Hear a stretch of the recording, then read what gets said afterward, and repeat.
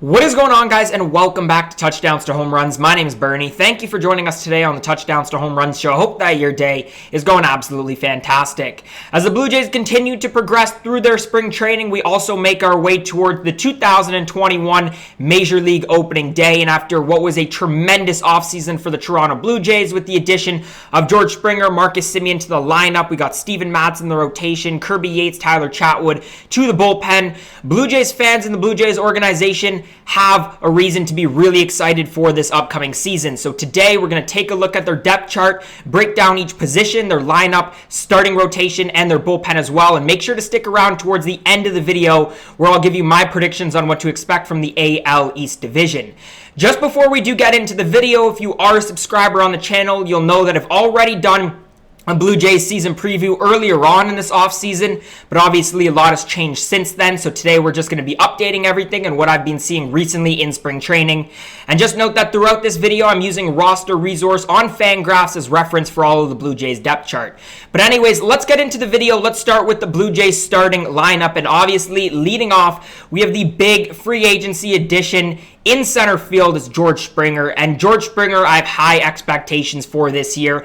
He's not necessarily a stereotypical leadoff hitter because he doesn't really have that stolen base type speed, but he's a guy who's going to get on base. He's a big home run hitter and provides protection right at the top of the lineup for the rest of the hitters underneath him. I think it takes some pressure off of Bichette, who would have been projected to hit leadoff without Springer in the lineup. But with Springer, obviously, you're getting a great defensive outfielder. And what we've already heard of sort of in the spring with Josh Palacios and, his big step up in spring is that George Springer is a leader. And he's going to be a leader for the Blue Jays in that locker room, which is going to be such a big thing for this Blue Jays lineup that is one of the youngest in all of Major League Baseball. Batting second, we have Bichette, and obviously playing shortstop. I think when you look at it defensively, especially in the infield, this is the most sure position that the Blue Jays have. I think in terms of defense, Bichette's very athletic. Even though he did make quite a few errors last year, I'd like to see him clean that up. And then obviously offensively, you're talking about a lot of pop in the lineup. Just a great, fundamentally sound hitter at the plate. I think if there's one thing that I would just like to see from Bichette this year, as he starts to get more experience at the Major League level, let's start taking some pitches, right? I've spoken about the stat before that at one point in the season, Bichette was swinging at like 50% of the balls outside of the strike zone. For this Blue Jays lineup to really be deep and for, Bichette to really insert himself into the top end of the category of American League shortstops, got to take some pitches, raise that on base. But other than that, I think Bichette's a phenomenal player. Next up, we obviously got the next edition of Marcus Semien playing second base, batting third. I don't know if Marcus Semien's going to end up batting this high, but if he does, you're getting a guy who could push well into the 30 home runs, I think. Even though I expect him more right around 25. He's an improved defender who's going to play either second or third base, but more likely second base as of now.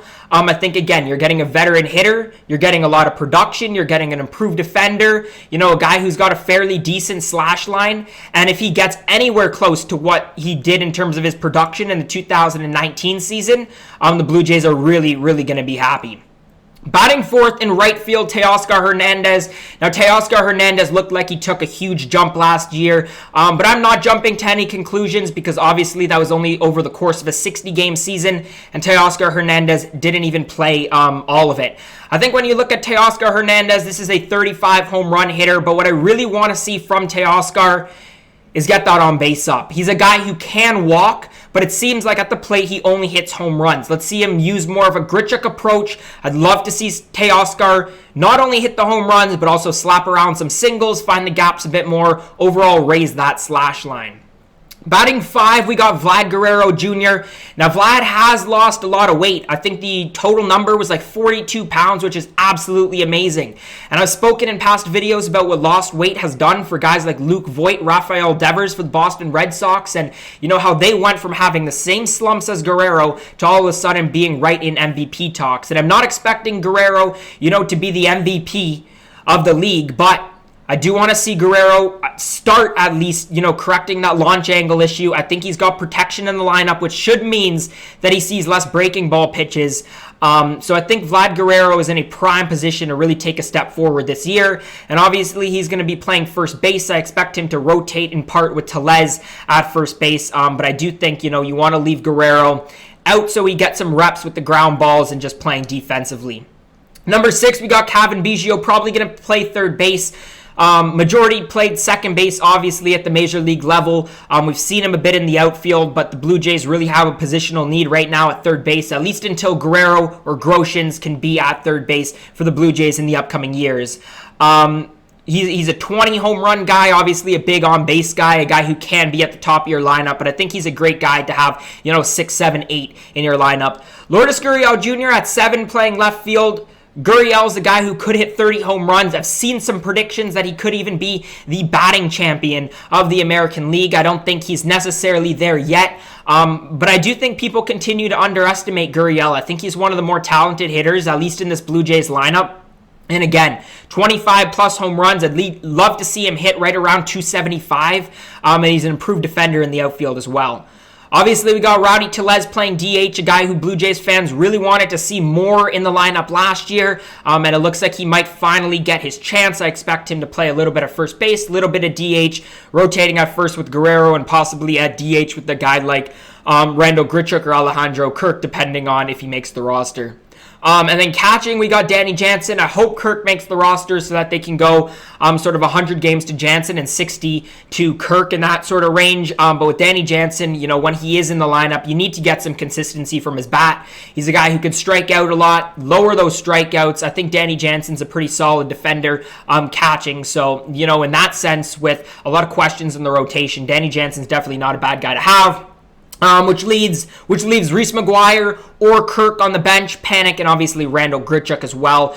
Some great utility there, fills all the positional needs. I think the Blue Jays are, going to go with that smaller bench. Flipping over to the rotation, projected Ryu, Robbie Ray, Tanner Roark, Steven Matz, Ross Stripling, now Nate Pearson, who's injured, obviously not right now projected in the starting rotation, but he probably will be at some point in the year whenever, he's able to get back onto the field.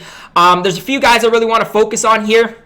Robbie Ray, Steven Matz have pitched a few times so far in spring training. Absolutely fantastic. And I know that you can't credit a lot to spring training because obviously hitters are trying to figure some stuff out, and usually earlier on in the year is more of a pitcher advantage than a hitter advantage. But they both done really well. High strikeout numbers, and we knew that they always had the stuff, right? These are two guys who will bounce back this year if they can keep that command in check. Lower the walks, keep the whips down like they have in spring training, and both Robbie Ray and Steven Matz will not only make the Blue Jays rotation, but, will definitely be a big boost for the Blue Jays in, trying to win the American League East. In that rotation, obviously, you got Ryu, one of the top pitchers in the American League. Ross Stripling, I do expect will get that 5 spot. And then Tanner Roark in the number 3 spot, hopefully lower if the Blue Jays do end up trading for a number 2 starter. But with Tanner Roark, you're probably getting right around a quality start ERA. But you look at this rotation as a whole, in my opinion, a lot of high upside, but a lot of risk involved as well. The Blue Jays do have the pieces to trade for another starter. I've spoken about in other videos, whether that's like a Marco Gonzalez or, going to the Reds, possibly Sonny Gray. But I think if you're the Blue Jays, the best possible thing that you can do right now is just test out all the different pieces you have. Because, even if one of those guys in the rotation doesn't work, you probably want to test out Anthony Kay or a Tyler Chatwood in the rotation before you really go out and spend some pieces to acquire that starter. And then flipping to the bullpen, obviously Kirby Yates, Jordan Romano, Rafael Dolis as your 9, 8, and 7 guys. Kirby Yates, top relief pitcher in 2018 and 19, didn't really pitch in 2020. Obviously, you have Jordan Romano, who's been fantastic over the course of the past year or so. Increased velocity, got great stuff, shut down in the 8th inning.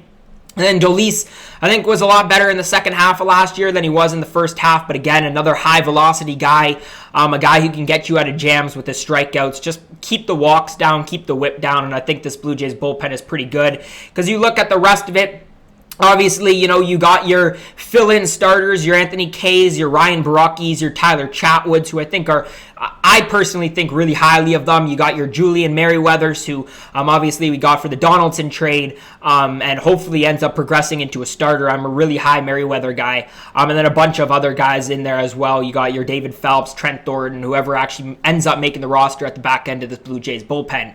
In terms of the American League East, I've seen a lot of projections that really have only the Yankees ahead. A lot of people seem to think that the Rays have fallen a lot with the loss of Snell and some other guys along that roster, and the Red Sox have actually progressed up by getting rid of Benintendi and adding some pieces in the bullpen like Adam Ottavino. I think the Blue Jays at second in the American League East or third in the American League East is completely, realistic.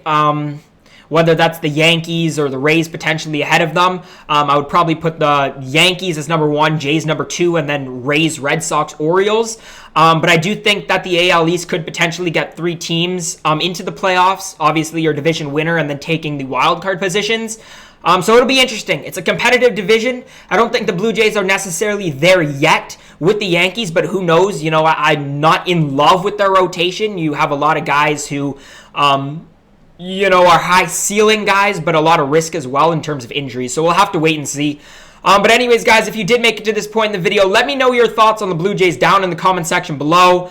We cover Blue Jays content like this really throughout all of the season. And if you want to see more Blue Jays content that we've already posted, make sure to check out the other videos on touchdowns to home runs. If you did enjoy today's video, make sure to leave a thumbs up and subscribe to Touchdowns to Home Runs, again, for more content just like this. And if you did make it to this point in the video, again, thank you so much for watching, and I hope to see you again next time.